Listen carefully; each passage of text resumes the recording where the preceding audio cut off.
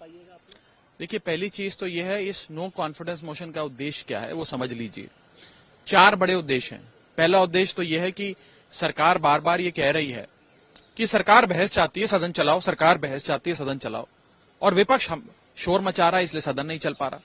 इस no confidence motion के आने के बाद सरकार मजबूर हो जाएगी सदन चलाने पर, और इस प्रकार के मनगढ़ंत आरोप हम पर नहीं लगेंगे। वास्तव में सदन चलेगा। 4 दिन बर्बाद हो गए मॉनसून सत्र के। विपक्ष कहता रहा बहस कराओ, बहस कराओ, बहस कराओ, सत्ता पक्ष ने बहस नहीं कराई। तो पहली चीज इस नो कॉन्फिडेंस मोशन लाने की पहला औचित्य यह है, पहला उद्देश्य यह है कि सबसे पहले सदन चलेगा, बहस होगी, जो हम चाहते हैं।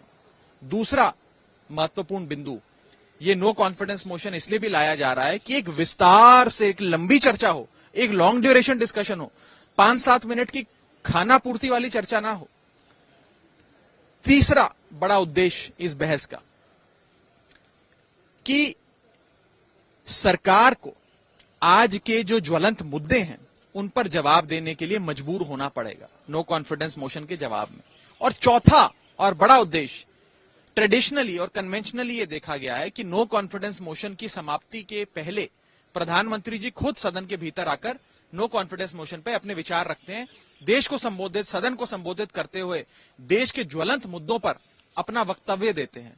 तो इस नो कॉन्फिडेंस मोशन के माध्यम से प्रधानमंत्री जी को भी सदन के भीतर आकर जवाब देने पे मजबूर होना पड़ेगा। ये 4 बड़े उद्देश्य हैं। नतीजा क्या होगा, किसके पास संख्या बल है, किसके पास संख्या बल नहीं है, किसके पास आंकड़े हैं, किसके पास आंकड़े नहीं है, तो बात की बात है। 4 महत्वपूर्ण उद्देश्य सबसे पहले पूरे हों।